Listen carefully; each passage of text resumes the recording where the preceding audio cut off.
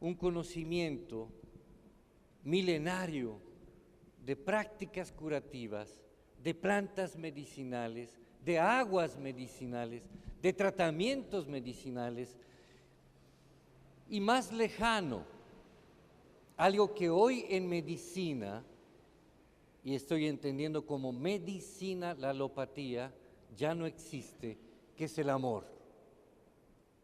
Recordarás, mi querido amigo Montes, que nos pidieron en la UAM, las universidades de Oregon y de Canadá, que les enviáramos con Josefina San Vicente enfermeras. Y cuando les preguntamos para qué, que Alemania nos pidió 600 estudiantes de enfermería. ¿Y para qué tantas?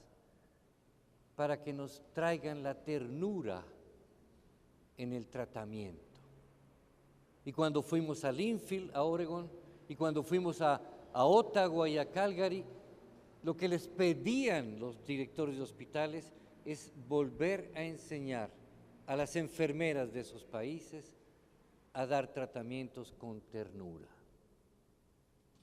Yo sí creo que eso es medicina, no sé ustedes, qué bueno que al menos uno practica otras cosas, ¿verdad? La definición de la OMS sobre medicina tradicional: todo el conjunto de conocimientos, aptitudes y prácticas basados en teorías, creencias y experiencias indígenas de las diferentes culturas, sean o no explicables, usados por el mantenimiento de la salud, así como para la prevención, el diagnóstico, la mejora o el tratamiento de enfermedades físicas o mentales.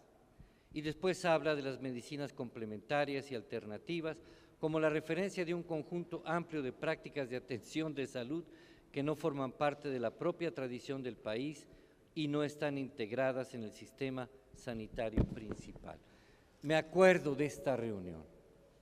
En 1984 estábamos en Ginebra en una cena de negros, como dijéramos, donde obviamente se discutía con célebres médicos, antropólogos, educadores, etcétera, etcétera.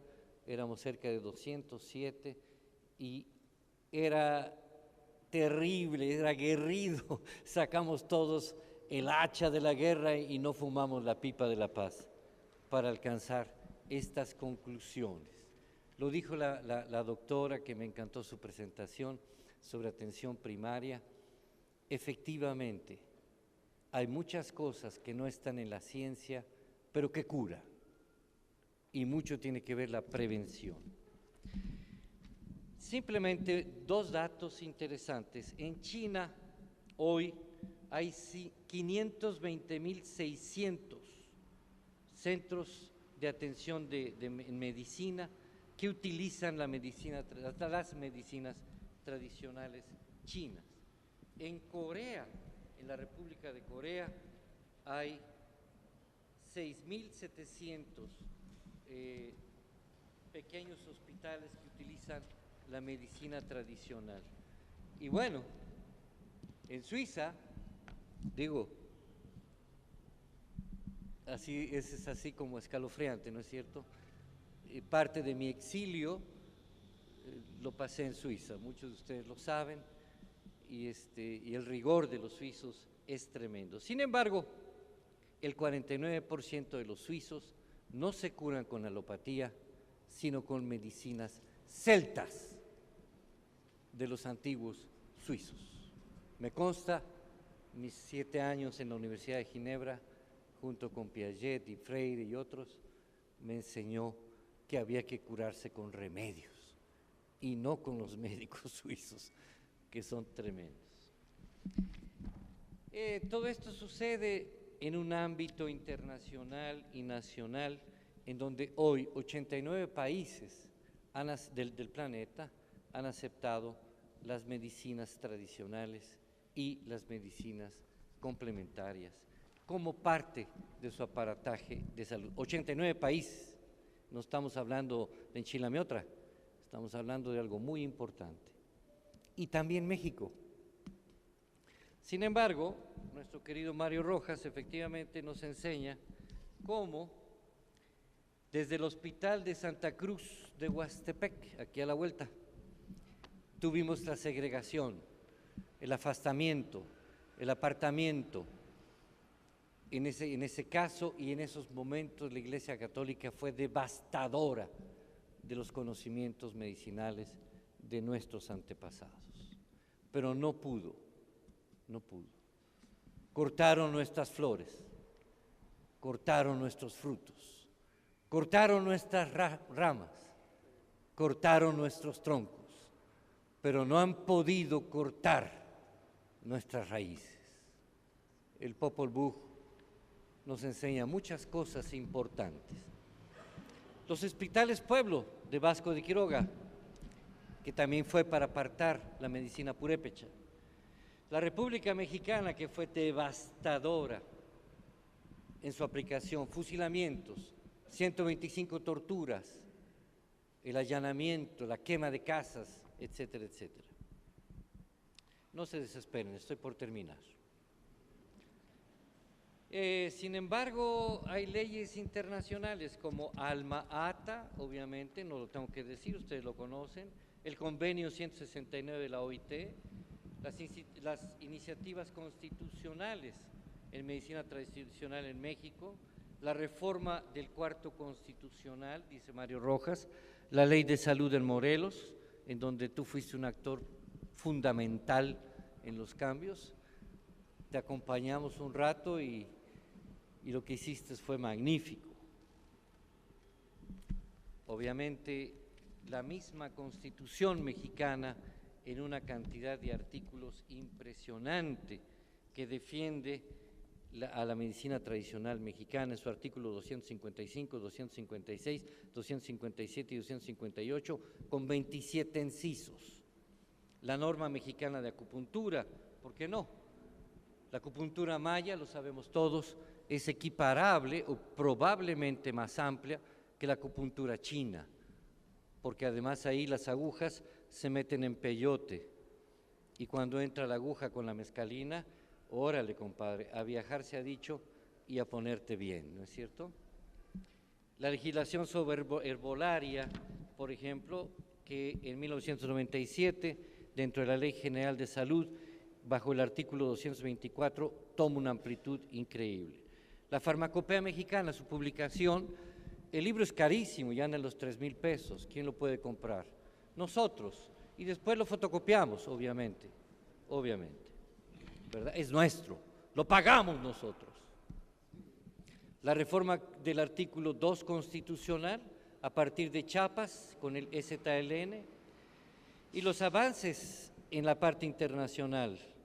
WA 2972, WA es World Health Association, no se preocupen.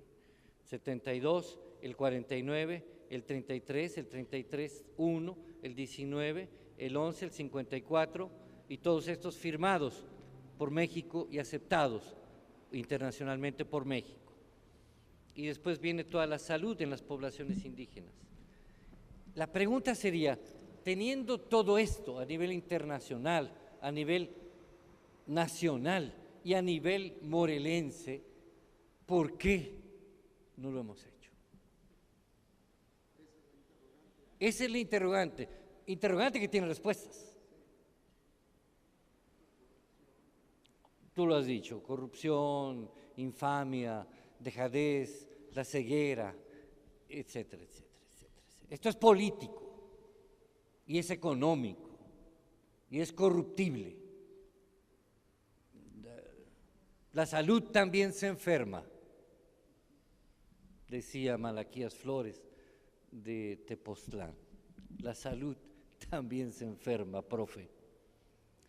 En ese sentido, entonces, estamos proponiendo empezar a aplicar probablemente 3 cosas en el estado de Morelos, que están dentro de la ley, no se preocupen. La primera es el sistema local de salud, los famosísimos silos. Cuando trabajé en Perú, en Bolivia, en Guatemala, en Honduras y en Nicaragua, igual que en Angola o Mozambique, establecimos los silos. Empezamos en 1982, terminamos en 1996 y mucho ayudaron las revoluciones y los triunfos de Angola, de Mozambique, de Guinea-Bissau, igual de Nicaragua, de El Salvador y de Guatemala, en donde se avanzó enormemente y se sigue avanzando, porque el pueblo sí tuvo su palabra. Estoy terminando, Salvador, no me veas feo. Obviamente los silos en el municipio, las clínicas mixtas en Oaxaca, en Yucatán, aquí mismo en Puebla, aquí a la vuelta, tenemos una ley para hacer las clínicas mixtas. Y finalmente, obviamente, la elaboración o la planeación de la reinvención del diálogo y el trabajo conjunto con el cuerpo médico alópata y con los cuerpos médicos tradicionales. Si este diálogo lo lográramos, recuperaríamos a nuestras abuelas, a nuestros abuelos, recuperaríamos todo el aparataje de medicinas tradicionales que no cuestan mucho. Para nosotros quitar un cáncer es una vacilada y cuesta la medicina no más de 300 pesos. Son 7 plantas y otros tratamientos. Ya es hora de que le demos cara a lo que somos. Yo al menos tengo corazón de indio y no me avergüenzo. Una abuela purépecha y una abuela chichimeca, que nunca hablaron español, pero yo sí sus idiomas. Con esta propuesta, retomemos los hilos, retomemos las clínicas mixtas, reinventemos el sistema y entonces trabajemos todos juntos. Y verán que si lograríamos en 2 o 3 años la cobertura universal que nuestro Estado lo merece, ojalá y lo hagamos. Le pedimos al sector salud que antes del 15 de diciembre nos digan sí o no. Si nos dicen no, seguiremos haciéndolo. Muchas gracias.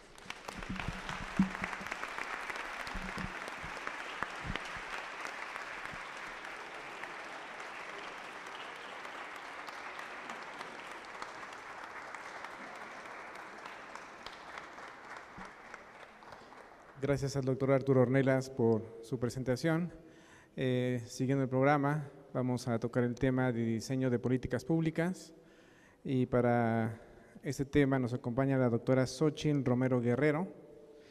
Ella es médica con maestría en salud pública, doctorado en ciencias, con área de concentración en sistemas de salud y actualmente es la jefa del área médica de la Coordinación de Planeación en Salud de la Dirección de Prestaciones Médicas del Seguro Social. Gracias, doctora. Gracias. Muy buenos días a todos, a todas.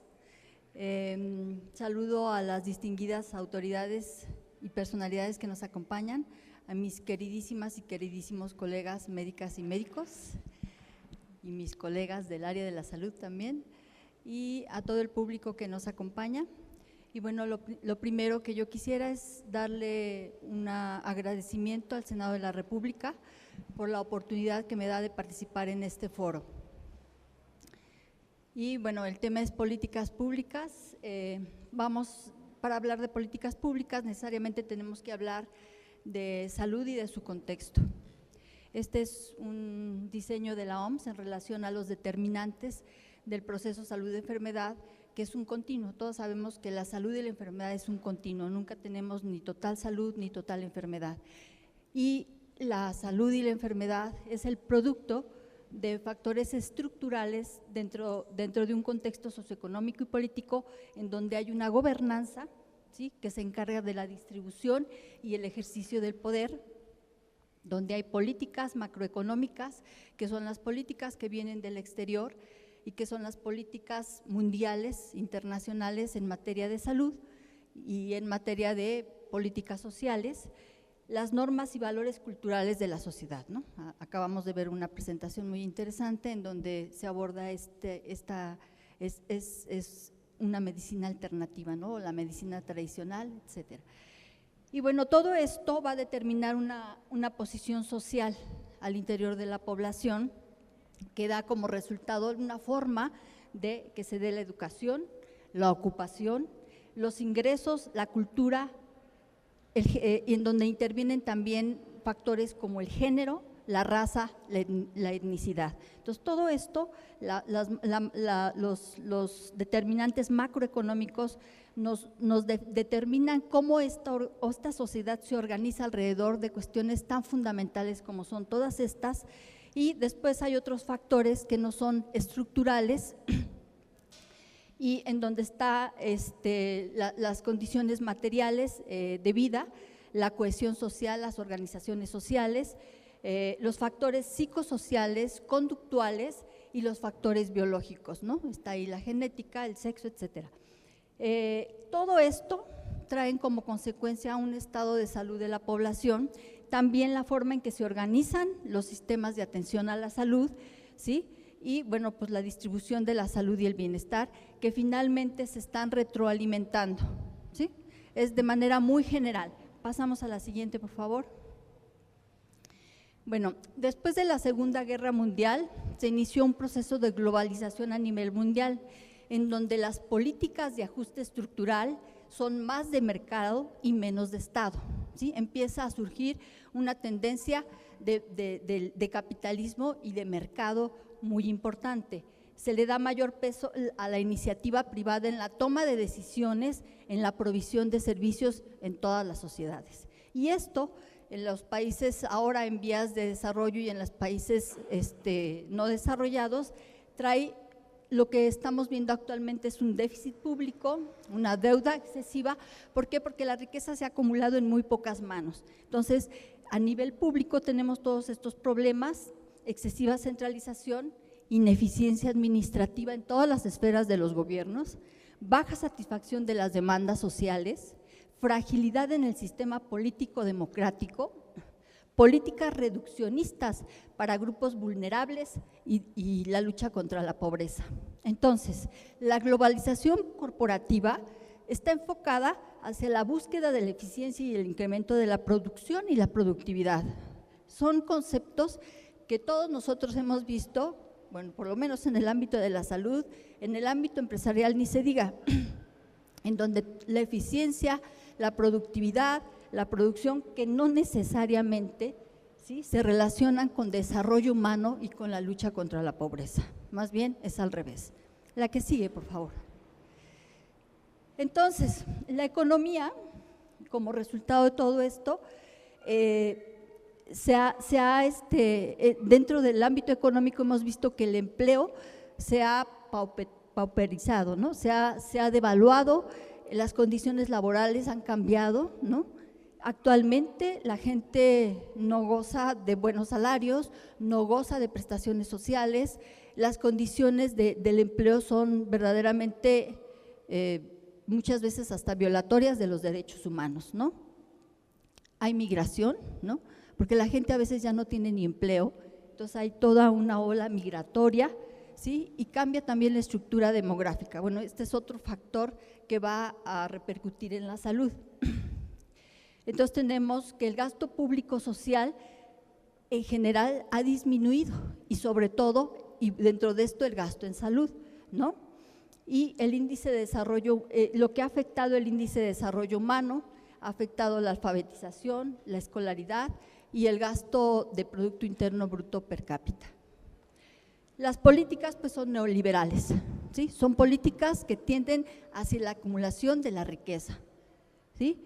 El mercado es fin y medio, la riqueza y poder concentradas en muy pocas manos, el interés del lucro atenta contra la ética y los derechos humanos sin garantizar políticas sociales efectivas. Tenemos programas que a veces hasta el nombre dan pena, ¿no? Como Sin Hambre. A mí me parece hasta despectivo, ¿no? Hablar de un programa sin hambre. Vamos con los hambrientos a darles un programa. O sea, ese tipo de políticas son las que surgen de todo esto.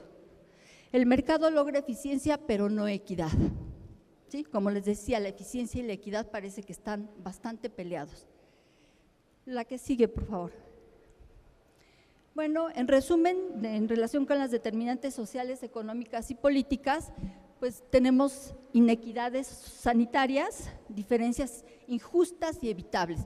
La inequidad se refiere a cuando existen diferencias que son evitables, que son previsibles, que son innecesarias. Esa es la inequidad, ¿sí? Y esta está de acuerdo a áreas geográficas, género, edad, estrato social y se relaciona mucho con la situación sanitaria. El acceso a los servicios de salud, aunque hablamos de coberturas mayores del 100%, tenemos que todavía hay población que no tiene acceso a los servicios de salud. La que sigue, por favor.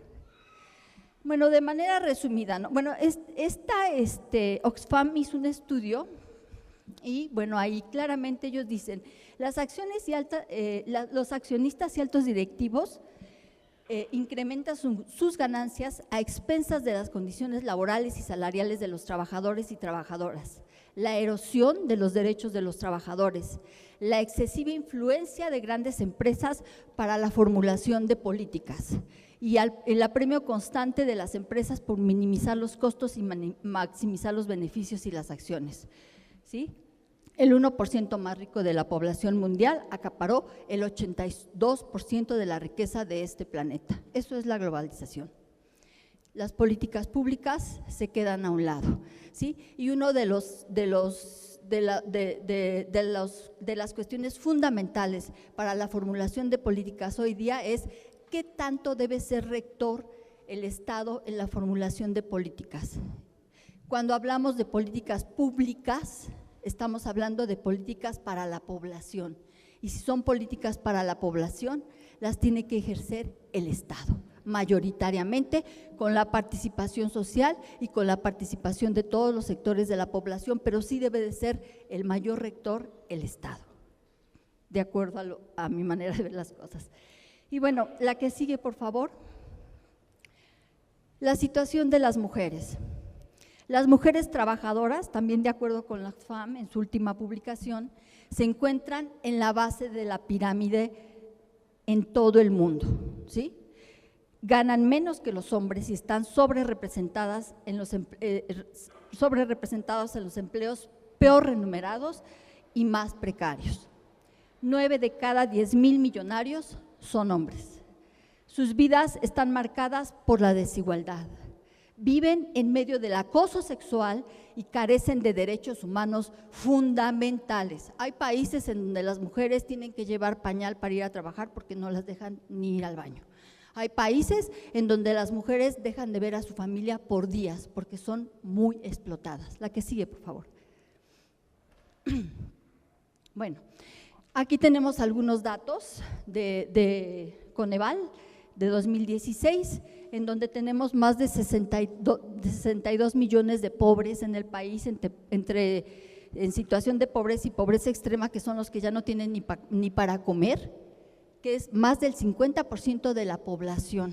Y hablar de esa cantidad de pobres en un país, me cuesta mucho trabajo dimensionarlo, pero bueno, lo vemos en la calle, ¿no? El rezago educativo, 21 millones de personas. Carencia de acceso a los servicios de salud, 19 millones de personas. Ingreso inferior a la línea de bienestar mínimo, 21.4 millones de personas. Las diferencias entre pobreza urbana y rural, ¿no? Siempre son marcadas. La pobreza indígena también y no indígena es todavía más marcada, ¿no? Es aquí donde entra la cuestión de la equidad, que es fundamental. Pobreza según sexo, afecta más a la mujer también. La que sigue, por favor. Y bueno, hay, como dicen, lo bueno también cuenta. Pues sí, quisiéramos que hubiera mucho más bueno. ¿Por qué? Porque aquí vemos en esta gráfica, a México todavía le falta un camino largo por recorrer para lograr los objetivos de desarrollo sostenible, ¿sí? De acuerdo con la OCDE.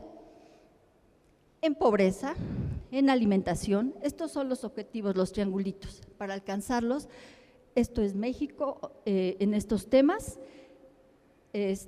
salud, educación, la igualdad de género, ¿no? O sea, para que veamos cómo está la situación de las mujeres en México en relación con el género. El agua, o sea, el agua que ya va a desaparecer del planeta, hay gente que nunca tuvo agua potable, ¿no? Eso es verdaderamente doloroso, penoso y no sé. La producción sustentable, el clima, los océanos, bueno, pues Dios nos dio muchos océanos, pero tampoco los cuidamos mucho. La biodiversidad también tenemos. Pero todo estamos por el cuidado de la biodiversidad, la energía, la economía, ¿sí? La infraestructura, la desigualdad, ¿no? Tenemos todavía un camino muy largo para alcanzar los objetivos del desarrollo sostenible.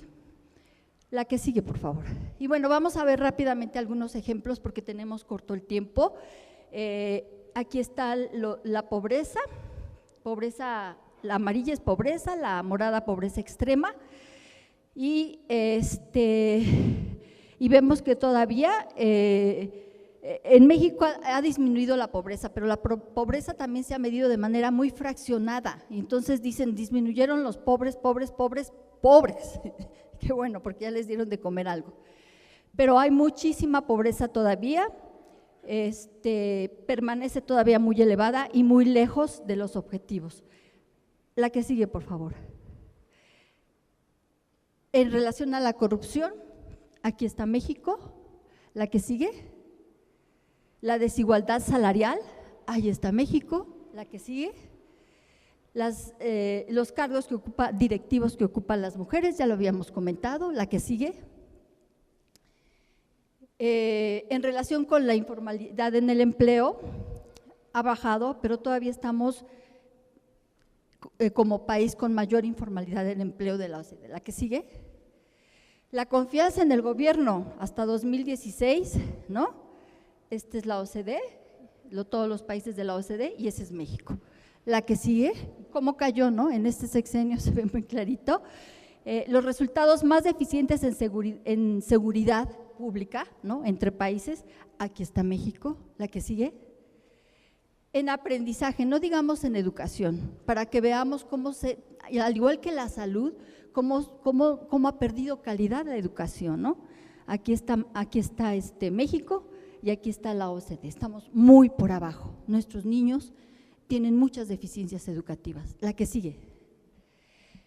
En cuanto al nivel educativo, el nivel medio superior, comparado México con la OCDE, educación media superior y técnica, estamos por abajo, y educación superior. La que sigue. Y los ninis famosísimos, ¿no? Teníamos hace 20 años, o casi, sí, un bono demográfico en donde la OMS decía, de aquí a 20 años, en el año 2000 decían, vamos a tener un bono demográfico de jóvenes que si hoy les damos la oportunidad de alimentarse bien, de estudiar y de trabajar, México va a ser un país de progreso. Esos niños, ese bono demográfico, parte de ese bono demográfico, aquí está, ¿sí? Tenemos ahí el porcentaje de ninis, luego el gasto social. Bueno, como resultado de todas estas políticas neoliberales, el gasto social en salud pues está muy bajo, muy debajo también del resto de los países de la OCDE. La que sigue, por favor. Los recursos financieros dedicados a la salud, vean dónde estamos, ¿sí? Estamos hasta abajo. La que sigue. El gasto público en salud, también, aquí tenemos a México. La que sigue. Y bueno, tenemos una serie de de problemas de salud, ¿no? En donde predominan las enfermedades crónico-degenerativas, aquí están las cardiovasculares, como van en aumento, los tumores malignos, la diabetes mellitus, la obesidad. La que sigue, por favor. Las enfermedades cardiovasculares, ¿sí? La que sigue. El sobrepeso y la obesidad, ¿no? La que sigue. Y tenemos ya una transición demográfica en donde estamos perdiendo el bono demográfico. Estamos perdiendo ese bono porque cada día la población va envejeciendo más. La que sigue. La esperanza de vida al nacer, también estamos al último lugar. Vivimos más las mujeres, pero también no se trata de vivir más, sino de vivir con calidad de vida, ¿no? La que sigue. El gasto en salud, ya lo había comentado Luz María, el gasto en salud. Mientras que la atención primaria tiene el 95% de la demanda, el gasto en salud se centra en el tercer nivel de atención. No hacemos medicina preventiva. La que sigue. Bueno, la salud es un problema público en el que el Estado debe de asumir un rol activo y explícito y debe de tener una gobernanza muy amplia en el tema de la salud y está escrito en el artículo 4 de la Constitución Política de los Estados Unidos Mexicanos. La que sigue. Retos de la mejora en el sistema de salud. Tenemos muchos retos, ¿sí? Instaurar cultura de prevención y protección de la salud, incrementar la cobertura de la salud, mejorar los servicios para que respondan a las necesidades, no solo hacerlos productivos, eficientes y llenarnos de números, sino que en los servicios de salud recuperar la parte humana, la parte de la dignidad, del trato digno y del trato humano al paciente, ¿sí? Eso es lo que nos hace falta recuperar y, por supuesto, la calidad de atención. No les podemos exigir a nuestros médicos que hagan milagros, porque tampoco tenemos varitas mágicas para ellos. Necesitamos darles recursos para que puedan trabajar bien. Necesitamos darles tecnología, infraestructura y necesitamos darles calidad de vida también a ellos, buenos salarios. Aliviar la carga financiera de los hogares, ¿no? En el gasto a salud, que todavía es muy alto. La que sigue. Y bueno, menciono todo esto porque todas las políticas deben de ir encaminadas ahí, pero el meollo del asunto es la parte conceptual, ¿no? Si vamos a seguir viendo las políticas en salud desde una perspectiva neoliberal, pues no vamos a salir del hoyo, tenemos que tener una concepción diferente. Entonces, para formular políticas, aquí hay de manera muy resumida lo que recomienda la OMS. Tenemos que tomar en cuenta los aspectos demográficos y de salud, medición y análisis del problema, por supuesto, políticos, luchar contra la distribución desigual del poder, dinero y recursos, ¿sí?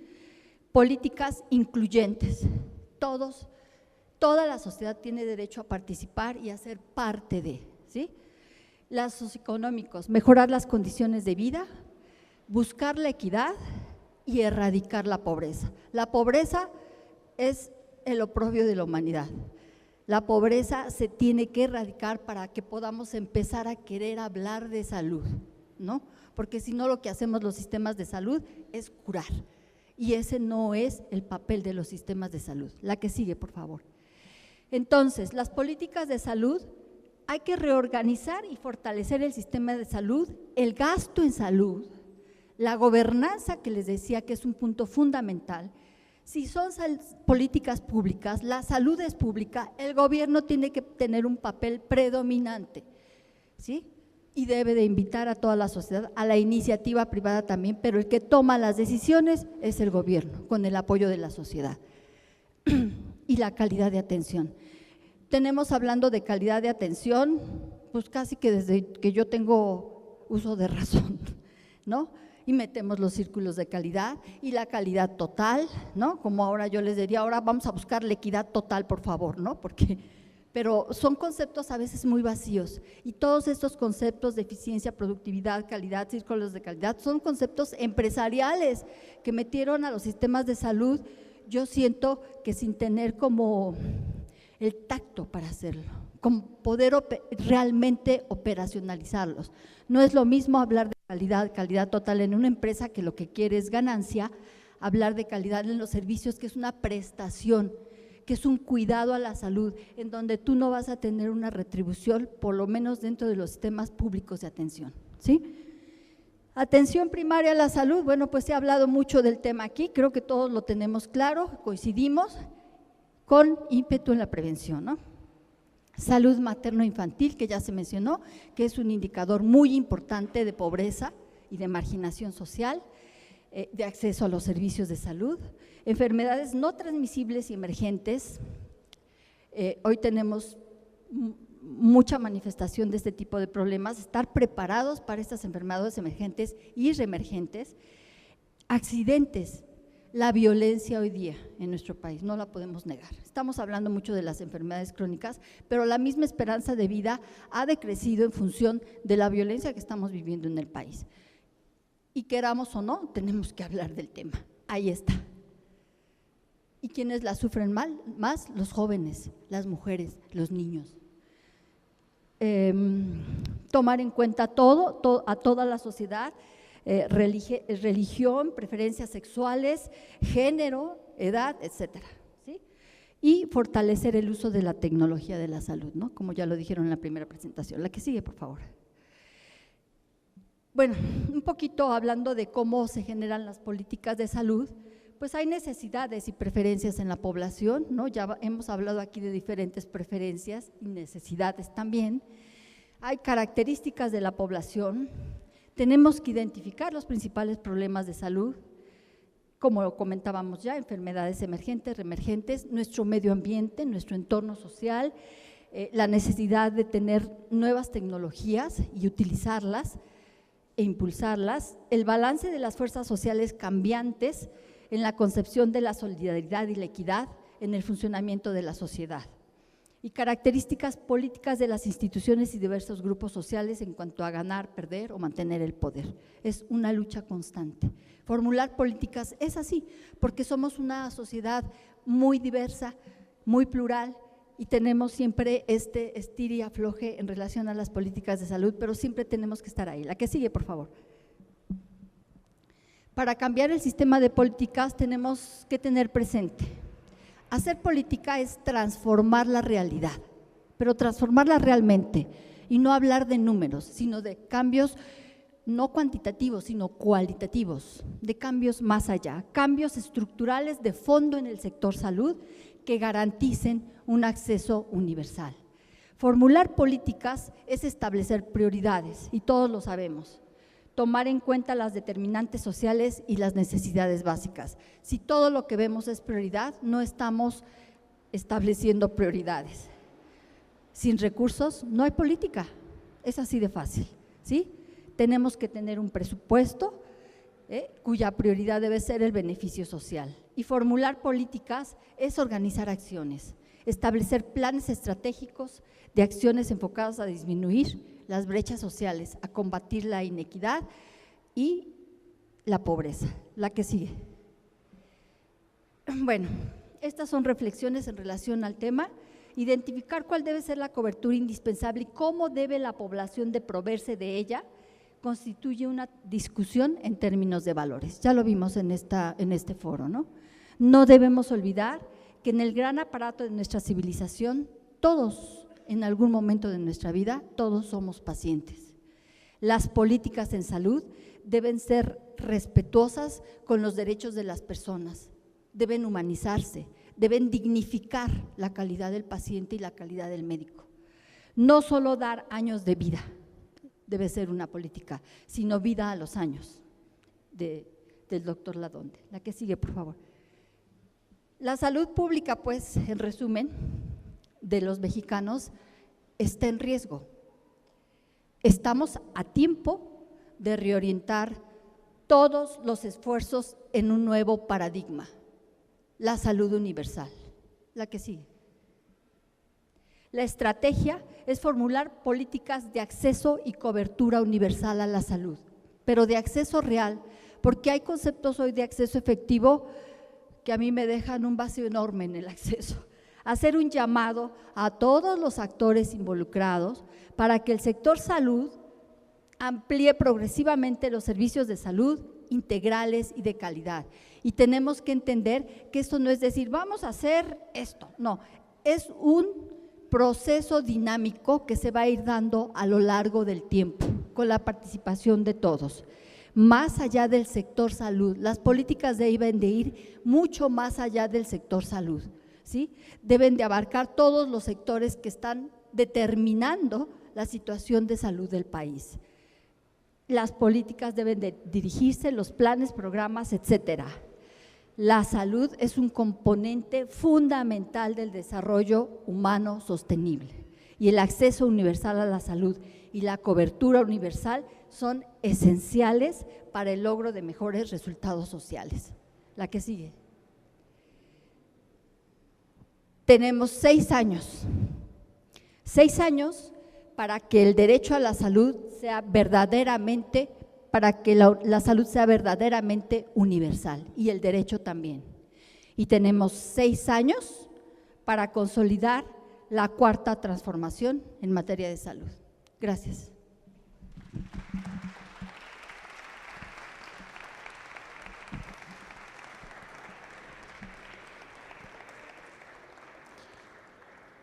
Muchas gracias a la doctora Xochitl. el tema de estar en un foro de salud siempre trae sus implicaciones. Vamos a hacer un pequeño ajuste al programa porque hay cuestiones médicas que atender de algún ponente, paciente evidentemente. Así que vamos a adelantar la ponencia de ineficacia e ineficiencia en el diseño de políticas de subrogación, que va a estar a cargo del doctor Romeo Ocampo Domínguez. Él es cirujano general y él es vicepresidente de la Asociación de Hospitales del Estado. Doctor, por favor.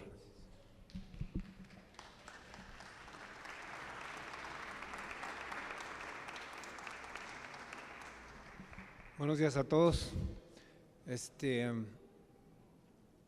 Yo voy a empezar, y esto no es ni de Europa, ni de China, ni de Japón, es de México. Al gobierno no le interesa la salud. Tengo 45 años de ejercicio profesional y al gobierno no le interesa la salud. Y no le interesa porque no nos toman a los médicos en cuenta. Eso es así de simple. Programas de salud vienen, programas de salud van y no están hechos por médicos, están hechos por burócratas. Por lo tanto, no funcionan. Yo conozco Montes desde hace muchos años, es un extraordinario estadístico. ¿Y de qué nos sirvió? ¿En qué nos ayudó? La medicina tradicional mexicana ahí está, y ha existido toda la vida y la respetamos todos los médicos. Yo he trabajado en el tercer nivel, he trabajado en el primer nivel y he trabajado en el segundo nivel de atención médica. Y todo es burocracia. Y ahora los médicos jóvenes, con la norma oficial nueva que tienen mayor papeleo que ver al enfermo. Es más importante llenar el chingado papel que ver al paciente. Y eso no se vale. Conclusión, al gobierno no le interesa la salud. Yo voy a hablar algo que está muy trillado, que está muy comentado a nivel nacional, especialmente en la época de los panistas y en la época de los priistas. En la época de los panistas, Córdoba tuvo a bien, que además cirujano general, compañero mío, hacer el Seguro Popular, y yo me gané, fíjense qué curioso, me gané el premio latinoamericano por ir a discutir con los chilenos el Seguro Popular mexicano. ¿Y saben por qué? Porque es una copia vil del chileno. Pero a Chile le funciona. ¿Y por qué le funciona a Chile? Pues porque tiene 40 millones de habitantes, nosotros tenemos 100 millones más. Esa es la diferencia. Y ahí lo discutí con los chilenos. Y por eso me gané el premio, imagínense. Entonces, además somos, bueno, no puedo creer que no tengamos mentes en México para crear un programa nacional de salud, pero hecho por médicos, no por burócratas. Los burócratas nos tienen que ayudar a los médicos, los estadísticas nos tienen que ayudar a nosotros, pero al médico nadie lo pela. Y es el que ejerce, el que se enfrenta al paciente, el que está en un quirófano y no tiene con qué operarlo, con qué taparlo, con qué ayudarlo. No hay sueros, no hay esto, no hay lo otro. Entonces, ¿cómo vamos a salvar la vida de la gente? Por lo tanto, conclusión, al gobierno no le interesa la salud, me queda claro. Pero ahora tienen un reto pavoroso, sea el presidente que sea, eso a mí no me interesa. Este es el problema. Ineficiencia y equidad en la política de la subrogación. No les interesan las subrogaciones. Todos los estados, porque los conozco todos, porque fui 12 años el jefe de cirugía extramuros con Telmex y recorrí toda la República y recorrí una muy buena cantidad de hospitales a nivel nacional. No les interesa, Morelos está igual que Tlaxcala y Tlaxcala está igual que Chihuahua y estamos igual todos.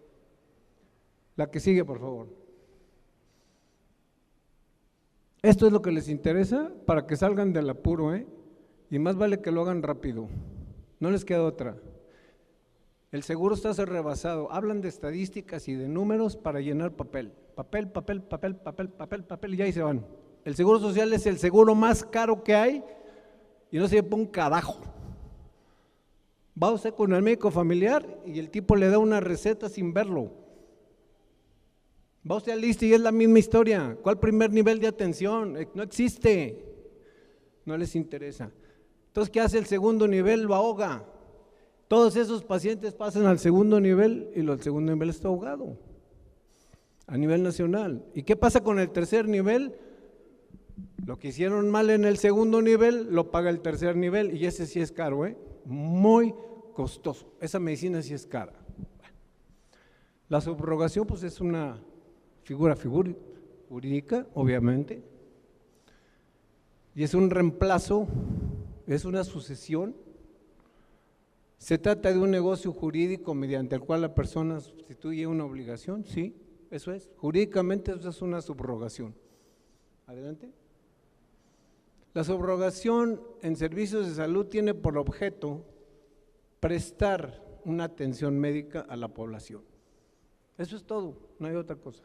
Adelante. Pero aquí viene algo que es bien importante, fíjense.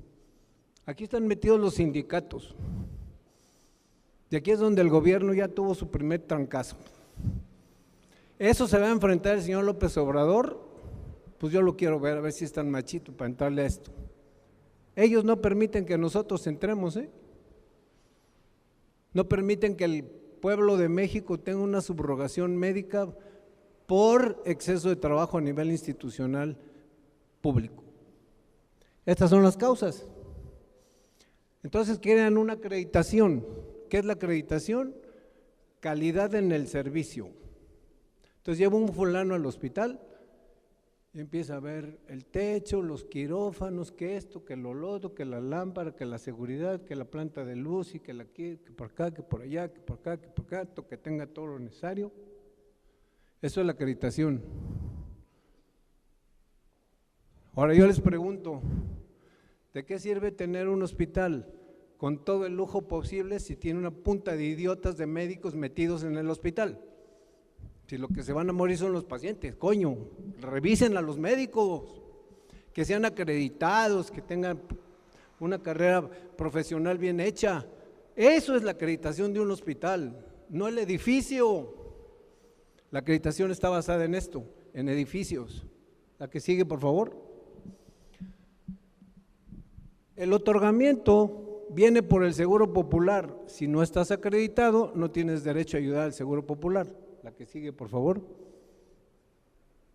Clave única del estándar, el estándar de la acreditación es esto. Porque además se las gasta salud, son juez y parte. Todos sus hospitales están acreditados, puta chingado. Yo voy al Parra, se está cayendo y está acreditado para su madre, entonces el mío está… Bueno, yo soy el Ángeles del Pedregal, hijos. Esa es la realidad del Estado, Jujutla se está cayendo, Tetecala no tiene nada y Cuautla está igual. Seamos honestos, no pueden ser hospitales acreditados. Por lo tanto, no tienen ni la calidad médica ni la calidad estructural para dar el servicio médico. Pero ellos sí están acreditados, juez y parte. ¿La que sigue? Esas son las fases de la acreditación, fíjense a todo lo que tiene que pasar a todos los hospitales. Un dictamen hecho por el Instituto Nacional de Salud. No viene cualquier bobito a ver el hospital, Supuestamente vienen los más gallos y no tienen, mire, a mí me vino y se metió conmigo al quirófano un licenciado y yo lo oía decir cada idiotez que hasta me reía. Yo tengo 40 años de cirugía, decían, no, pues es que la lámpara, que no sé qué, que por acá, que por acá. ¿Y usted sabe de lámparas? ¿Usted sabe qué lámpara es esa? No, ni idea. Pero el abogado es el que hace esto, las acreditaciones. La supervisión es cada 5 años, si la acredita. Y la recreaditación a los 5 años otra vez, vienen otra vez para ver si usted tiene pintado de color todo bonito, está todo lindo, y esa es la acreditación, la que sigue. Y aquí, esto es la burocracia de la medicina. Catálogos universales de servicios, fondos de protección a los gastos catastróficos, seguro del siglo XXI, pura grilla, pura papelería. Nada de eficacia para el paciente, nada para el pueblo, nada para el enfermo. como decía la doctora al inicio, los dejan sin patrimonio, ¿eh? Venga, la que sigue. Este es el proceso, es un proceso agobiante, inútil, desgastante y lo que es peor, inservible. Porque yo cuando que terminaron de calificar les dije, oiga, aquí está todo este rollo de todos los médicos que tengo, que son acreditados, excelentes oftalmólogos, otorrinos, cirujanos de tórax, cardiólogos, nunca lo revisaron. Eso no les importa, les interesa la burocracia. Ahí está, completita, dale. Ahí está todo lo que se requiere para acreditar un hospital, porque una cosa es acreditación y una cosa es certificación, El estado de Morelos, el que conoce el estado de Morelos, está Víctor con nosotros, Víctor fue secretario de Salud, la doctora Galván también. Díganme, ¿qué hospital de la Secretaría de Salud de Morelos siquiera se parece al primer piso de Ángeles del Pedregal? Pues ninguno, pero hay uno que está certificado y otro está acreditado, no jodan, ¿de dónde lo sacaron? Digo, esa es la realidad del Estado, no estoy hablando de juego, estamos hablando de vidas humanas. Se está muriendo la gente como moscas y eso no se vale. Nosotros somos médicos y es nuestra responsabilidad, como decía el doctor de medicina tradicional y la doctora en el primer nivel, es nuestra obligación ver por el paciente, en políticas públicas, en foros, en lo que se necesite, pero debemos estar presentes los médicos. La que sigue, por favor. Y ahí tienen todos sus estándares, como ven, es pura burocracia, Papel, y el chingón paciente, pues hay que se muera, te tengo que llenar el papel. ¿La que sigue? Y esas son las deficiencias. Totalmente claras. Normatividad no ajustada a la realidad nacional. Clarísimo. No le importa al gobierno un carajo la salud. El personal verificador no tiene criterio de acreditador, llega y exige, pero ni sabe qué exige. Yo no le puedo decir a un anestesiólogo qué chingada hoja le va a meter para entubar a un paciente si no es anestesiólogo, pero el abogado que viene a verlo le dice que la hoja 5 no sirve. Bueno, así es esto. Ahora, ¿falta una participación de los involucrados? Sí, falta, absolutamente. Ahora aquí viene lo más importante, esto de la disparidad conceptual, pues soy juez y parte, chingada, ¿por qué nosotros los privados no vamos a ver a los públicos y les decimos, usted no puede estar acreditado? Así de sencillo.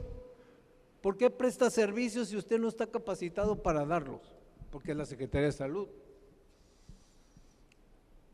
¿Cuáles prácticas mejoras en el sector público? Ninguna, no me vengan con eso, están peor, cada día están peor. Menos atención a urgencias, menos atención en radiología, menos atención en imagen, menos atención en laboratorio, y el primer nivel de atención, si no tiene eso, no puede servir. Necesita tener todo eso para hacer un buen nivel de atención. No existe en este estado, Ahí viene un pobre viejo de Cuautla, o de allá más allá, digamos, Tlaika, a tomarse una placa de rayos X por el Seguro Popular al Hospital General de Cuautla, porque allá no tienen un de rayos X, y el otro le queda más lejos porque es a Xochapan. Pues por una placa de tórax, ¿cuánto gasta en el camión? Más que la placa, mejor se la saca en cualquier lado. Corrupción, sin comentarios, Yo no quiero hablar de eso porque me van a meter preso. Eso es lo que ha acabado con la salud nacional, eso es lo que ha acabado con la subrogación. Yo lo único que quiero que se lleven de este foro, señores, si el sector privado no se mete a la medicina en este sexenio, están muertos los mexicanos. Muchas gracias por estar con nosotros, muy amables.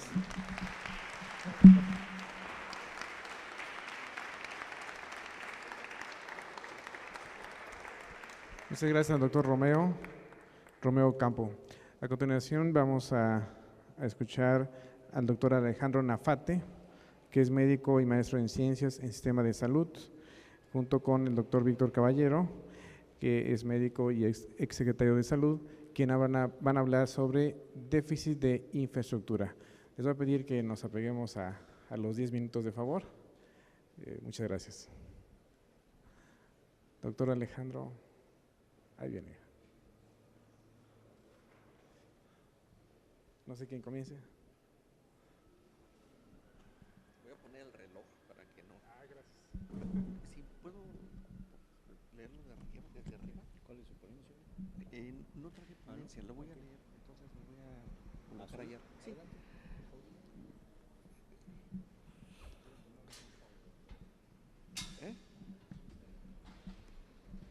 Mil gracias a todos por su atención. Voy a someterme al tiempo.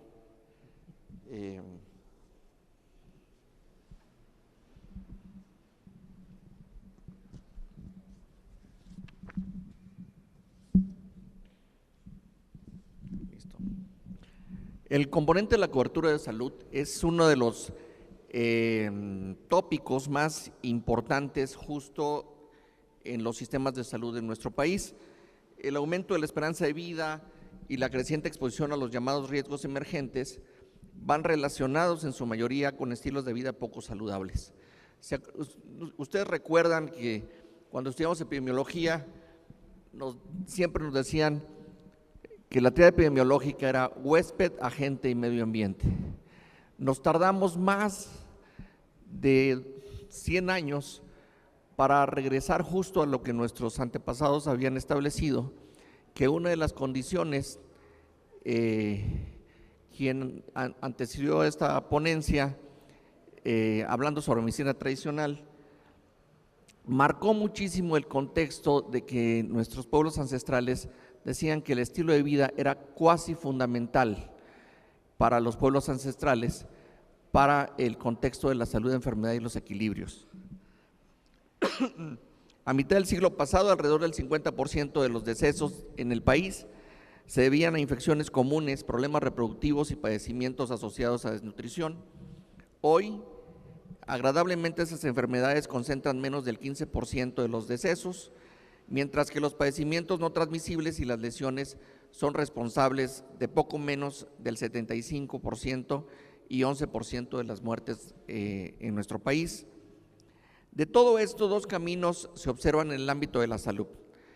Por un lado, el rumbo inercial del sistema de salud actual, el cual se caracteriza por segmentación, subfinanciamiento y plagado de dispendios, como ya han mencionado otros ponentes, y obviamente nuestro sistema de salud no aporta una respuesta integral ni responde a las expectativas de la población, y por otro lado, la necesidad de consolidar un sistema de salud con equidad, eficiencia y universalidad, el cual pueda contribuir de manera puntual al desarrollo económico y al bienestar de quienes habitamos justo en este país, atendiendo de manera integral las necesidades de la población, ofertando servicios integrales y mejorando la accesibilidad y la calidad de los mismos.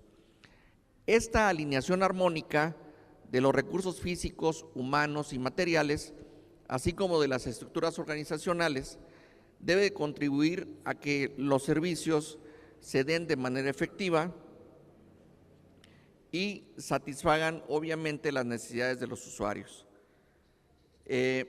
Cuando observamos la información proveniente del Sinergias, que es el registro de infraestructura hospitalaria, al cierre de 2010, podemos observar que en el país 3.976 unidades hospitalarias.